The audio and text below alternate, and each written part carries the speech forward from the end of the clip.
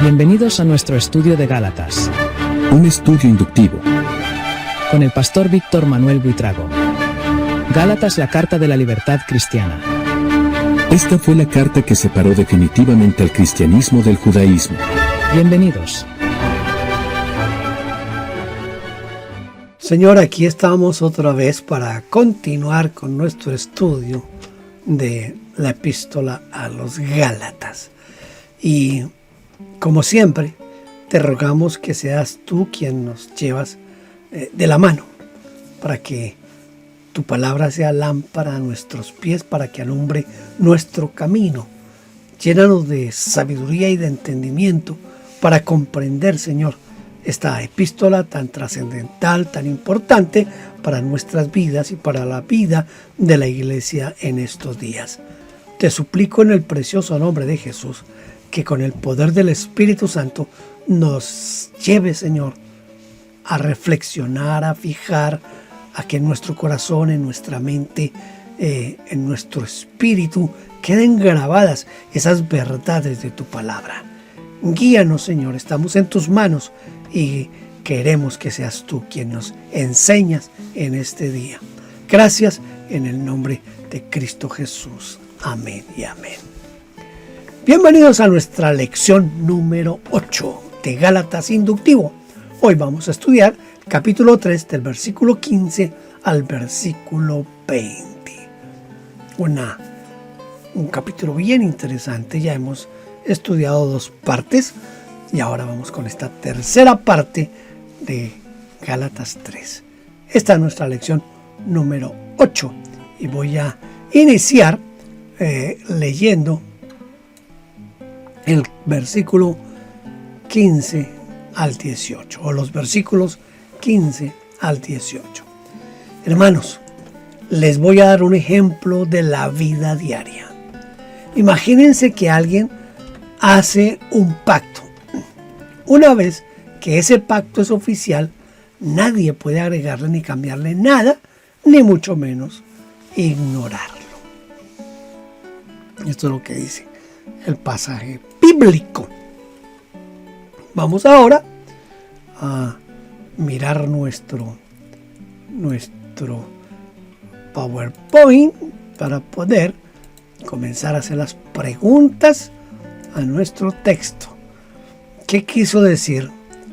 Hablo en términos humanos.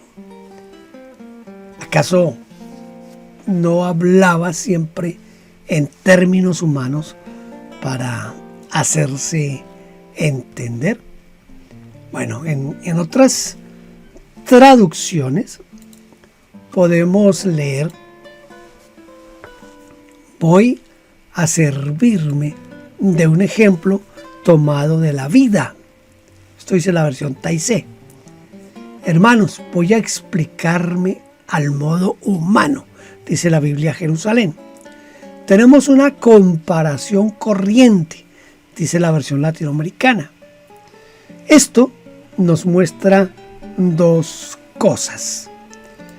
Primero, que los apóstoles tenían un modo de hablar diferente. Por eso Pedro no pudo esconderse cuando Jesús fue apresado, porque recuerde que uno le dijo: tu modo de hablar te descubre. Y era tan diferente que el apóstol Pablo aclara que ahora estaba hablando en términos humanos. De ahí la recomendación de Pedro cuando Pedro ya era anciano. Pedro dice: si alguno habla, hable conforme a las palabras de Dios. Esto dice primera de Pedro 4:11. Siempre los verdaderos cristianos se diferencian del resto. Nosotros nos diferenciamos por la forma en que nosotros hablamos. Eso es más que seguro y espero que en su vida sea de esa forma. En segundo lugar, que su modo de hablar era teológico. que tiene que ver más con la estructura de valores, de pensamiento, de parámetros divinos que con palabras difíciles o raras. Jesucristo hablaba en parábolas para que la gente no entendiera. Oiga, el Señor Jesús, ¿se acuerdan? Yo les hablo en parábolas para que no me entiendan, para que viendo no vean y oyendo no escuchen, para que no se conviertan, dijo el Señor Jesucristo, y les sean perdonados sus pecados. Lea Marcos 4:12 y se da cuenta de ese texto, que desde mi perspectiva es uno de los textos más difíciles de interpretar en toda la Escritura. Bueno, volvamos aquí. Entonces, Pablo hablaba así, el Señor Jesucristo hablaba en parábolas, y Pablo escribió a los corintios. Acuérdense cuando Pablo le escribió a los corintios, recordándoles que el hombre natural no entiende las cosas que son del Espíritu, porque para él son locura. Ese es otro estudio bien interesante. Vamos a leer ahora Gálatas capítulo 3, versículo 16. Dios les hizo promesas a Abraham y a su descendencia. No dice y a tus descendencias, refiriéndose a muchas, sino que dice a tu descendencia, refiriéndose a una familia, la de Cristo, la familia de Cristo.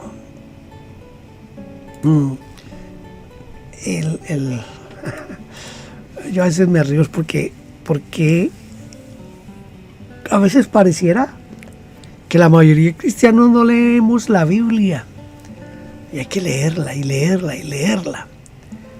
¿Qué nos enseña esta manera de interpretar las Escrituras?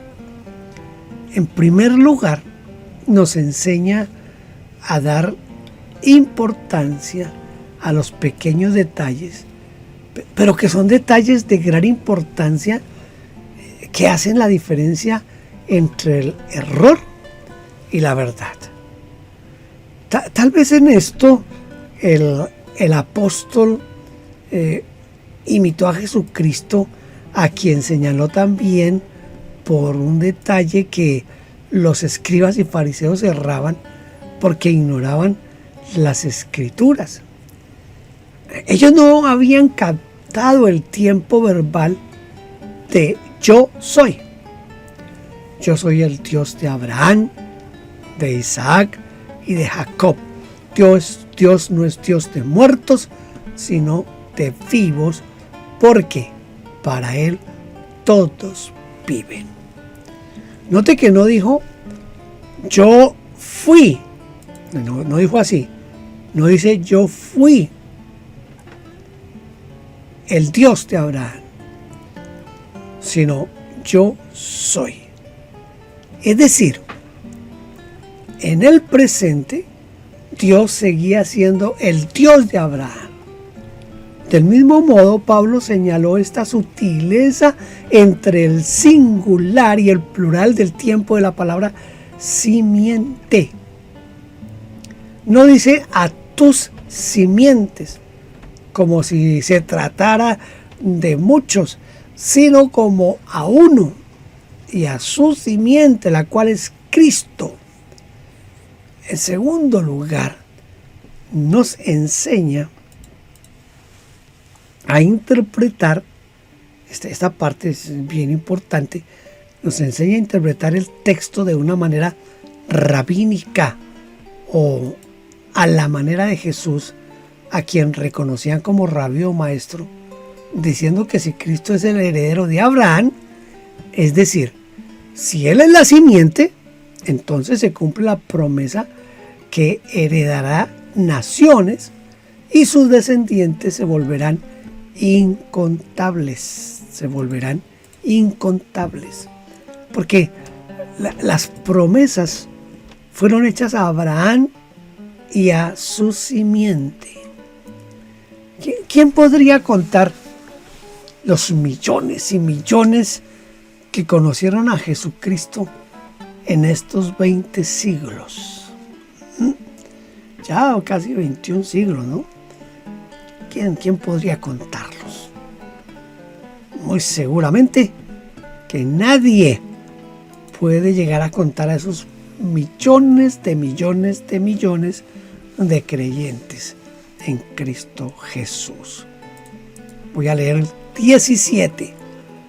Lo que estoy diciendo es que el pacto que Dios hizo con Abraham fue oficial mucho antes de que llegara la ley.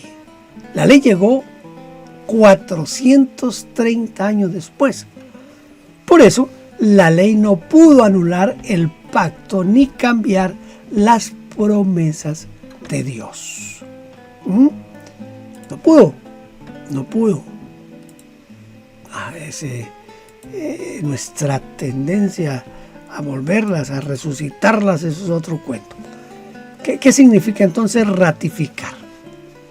¿Qué es abrogar? ¿Pudo la ley anular la promesa que Dios le dio a Abraham? Mire, ratificar significa confirmar actos, palabras o escritos dándolos por verdaderos y ciertos. Ahora, ¿y qué significa abrogar? Abrogar significa abolir o revocar. También se traduce como invalidar. La Nueva Biblia Española lo dice de la siguiente manera. Así es como se puede leer en la Nueva Biblia Española. Quiero decir esto. Una herencia ya debidamente otorgada por Dios no iba a anularla una ley que apareció 430 años más tarde, dejando sin efecto la promesa. La promesa de Dios fue incondicional con Abraham. Él no le dijo, en tu simiente o en ti. Escuche, no le dijo, en tu simiente o en ti serán benditas todas las familias de la tierra. Si esas familias cumplen con mis condiciones en los siguientes preceptos o mandamientos. Era una promesa incondicional. No le dijo, bueno, van a recibir bendición si hacen esto o aquello. No fue de esa manera. Si fuera así, pues ya no sería una promesa basada en la palabra del que la pronunció, sino en los receptores de la promesa. El foco de la cuestión no estaría en Dios, sino en los hombres que cumplen, y solo si cumplen, Dios los bendeciría. Este pacto debidamente ratificado por Dios siempre ha permanecido, porque en ningún momento Dios dijo que los 10 mandamientos y todas las demás leyes eran un nuevo pacto. No, Él no dijo semejante cosa. ¿Por qué entonces nosotros queremos someter a la gente a que haga, que cumpla, que se comporte así, que haga así? Y basamos más la salvación y las promesas de Dios en lo que hacemos o en lo que dejamos de hacer, antes que por fe recibir lo que Dios tiene para nosotros. Esto es un asunto bastante serio. Y hay que tener cuidado con esa parte. No es si cumplimos los 10 mandamientos. Recuerde, los 10 mandamientos no son el nuevo pacto. Porque si así fuera, entonces el pacto con Abraham quedaría sin ningún sustento, sin ninguna razón de ser. Quedaría invalidado. No tendría ningún efecto Por eso Pablo escribió que la ley vino 430 años después y esa ley no lo abroga, porque si lo abroga, se abroga ese pacto, se acaba, se anula ese pacto, se anula, se destruye o se cancela y por ende se va a cancelar la promesa de bendición. Pero Jesús dijo, este es el nuevo pacto. Este es el nuevo pacto en mi sangre. Cristo en la cruz abrogó, anuló el acta de decretos que había contra nosotros, por lo cual este nuevo pacto tiene que ver con la simiente de Abraham, es decir, con Cristo. El pacto de Dios con Abraham permanece en Cristo, por quien son benditas todas las familias de la tierra. La ley que vino después no lo abroga para invalidar la promesa. Cristo murió para quitarnos la maldición, no para quitarnos la bendición, sino para quitarnos la maldición.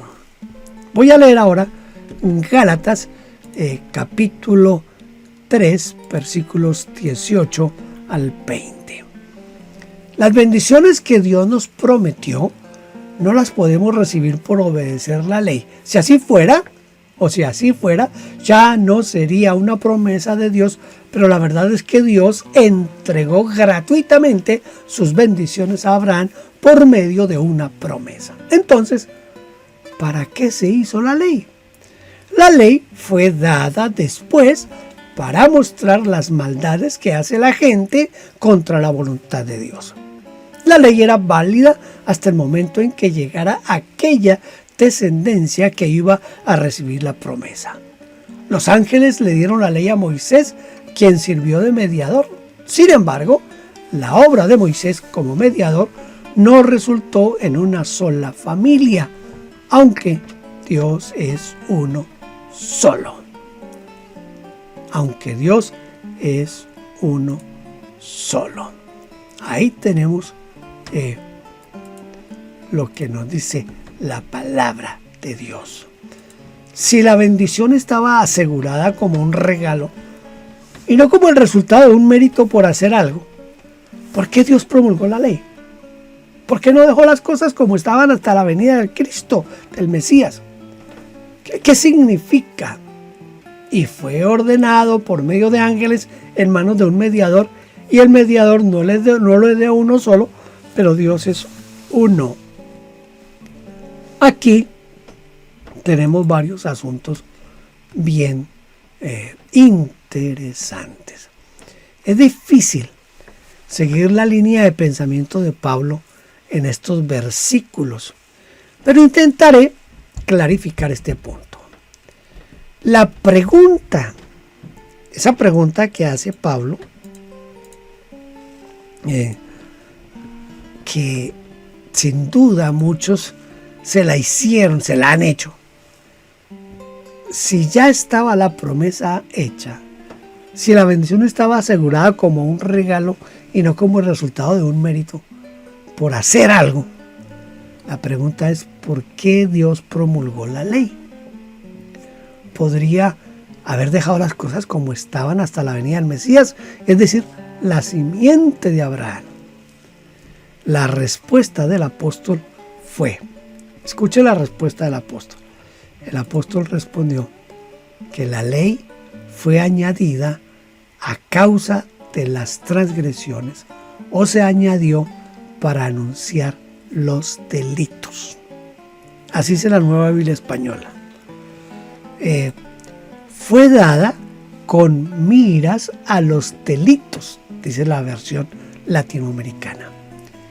Es decir, que sin ley no habría conciencia de haber transgredido la voluntad de Dios, y donde no hay ley no hay pecado. Y si no hay pecado, no es necesario un salvador de nuestros pecados. Por eso Pablo aclaró este punto diciendo que la ley fue añadida a causa de nuestras transgresiones. ¿Qué hubiera pasado si Dios no hubiera promulgado la ley? ¿Qué hubiera pasado si Dios no hubiera promulgado la ley? Vamos a tratar de resumirlo por lo menos en 7 consecuencias. Si Dios no hubiera promulgado la ley, mire las consecuencias. Israel como nación se diluiría entre las naciones de la tierra, incorporándose a sus culturas, sus religiones, sus razas, y habría perdido su identidad. No es cosa pequeña. Segundo, Israel nunca sería una nación peculiar como lo fue y como sigue siendo. La ley es la que hace de Israel eso. Tercero, sería imposible seguir una genealogía de Abraham, escuche, hasta el Mesías. Cuarto, no existirían las sinagogas por las cuales el cristianismo se expandió tan rápidamente en el primer siglo. Quinto, no habría pautas de conducta ni una conciencia que esté de acuerdo con la mente de Dios. Sexto, la muerte de Cristo no tendría un sentido práctico ni teológico. Séptimo, la Biblia, como la conocemos, tal como la conocemos, no existiría. Si quitamos todas las referencias a la ley de Dios y las historias que fueron relatadas en obediencia, también en la desobediencia a esa ley, desaparecerían los libros históricos, los libros proféticos, los salmos, los proverbios, todo. En cuanto al significado de que la ley fue ordenada por medio de ángeles en manos de un mediador, Howard Colson dice lo siguiente. Bueno, son 2 autores, Colson y Robert Dean, en un libro que escribieron que se llama Gálatas, Libertad en Cristo. Ellos escribieron lo siguiente: en algunos aspectos, este es uno de los pasajes más difíciles que Pablo haya escrito nunca. La correcta interpretación del versículo 19 es fundamental para nuestra comprensión de todo el pasaje. Se ha estimado que hay alrededor de 300 diferentes interpretaciones del sentido de los versículos 19 y 20. Veamos estos 2 temas. Primero, el tema de los ángeles. En ninguna parte del Pentateuco se menciona la intervención de ángeles en la promulgación de la ley. Algunos suponen que Pablo se vale de una interpretación rabínica que enseñaba esto. ¿Qué era lo que enseñaban los rabinos?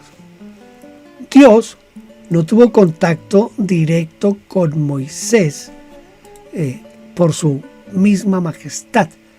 Por eso Dios dio su ley a los ángeles y estos a Moisés, y Moisés al pueblo. Se cree que los rabinos sacaron la idea de la presencia de los ángeles del sonido de la trompeta, allá en el monte Sinaí. ¿Quién, sino los ángeles, tocan las trompetas? Por supuesto, son todas suposiciones. Personalmente, creo que Pablo se refirió al ángel del pacto. En Éxodo 3:2 dice: apareció el ángel de Jehová en una llama de fuego, en medio de una zarza. Y también en Números 20:16 leemos: clamamos a Jehová, el cual oyó nuestra voz y envió su ángel y nos sacó de Egipto. O también a la promesa de Dios: yo enviaré mi ángel delante de ti.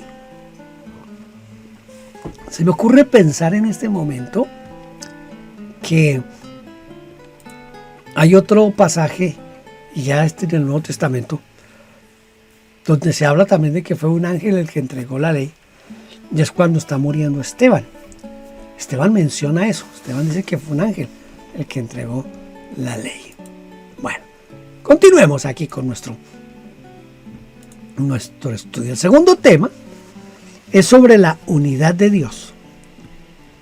Sabemos que Dios es uno, ¿verdad? Pero lo que confunde aquí es la manera que Pablo introduce esta verdad. Y el mediador no lo es de uno solo, pero Dios es uno. Pero Dios es uno. Al parecer, Pablo quería decir más o menos esto. Fue importante y valioso que la ley fuese entregada a Israel por medio de un mediador, es decir, de Moisés. Pero mucho más importante y más valioso fue la promesa dada a Abraham, porque fue dada en forma directa, sin mediaciones. Fue dada directamente por Dios. Lo está diciendo más o menos de esta forma. ¿No ven? El contacto directo siempre tiene más valor que el contacto por un intermediario. Tener una entrevista con el presidente de la nación no es lo mismo que tenerla con el vocero presidencial o el secretario o el encargado de prensa o algo así, no. Por lo tanto, concluye Pablo, la promesa dada a Abraham tiene más peso que la ley dada por medio de ángeles a Moisés y Moisés al pueblo. El mediador no lo es de uno solo, porque siempre el mediador media entre dos o más partes. Pero Dios es uno y habla directamente. No sé si queda medio resuelto esto. Recuerde que los dos autores que cité nos mencionan que hay más de 300 interpretaciones a estos dos textos. Gálatas 3:15 es lo que vamos a memorizar. Hermanos, hablo en términos humanos. Un pacto, aunque sea de hombre una vez ratificado, nadie lo invalida ni le añade. A ver, porque me quedo como con la lengua trabada. Hermanos, hablo en términos humanos. Un pacto, aunque sea de hombre, una vez ratificado, nadie lo invalida ni le añade. Gálatas 3:15. Esta es una lección bien interesante y es una lección que vale la pena quizás escucharla otra vez, ¿verdad? Me alegra que haya estado aquí conmigo. Ya terminamos la lección número 8. Espero que nos veamos en la lección número 9. Mientras tanto, deseo que Dios le bendiga más y más y más de lo que le ha bendecido hasta ahora. Dios le bendiga. Gracias por vernos. Déjenos su huella suscribiéndose y comentando. No olvide campanita y compartir. Dios le bendiga.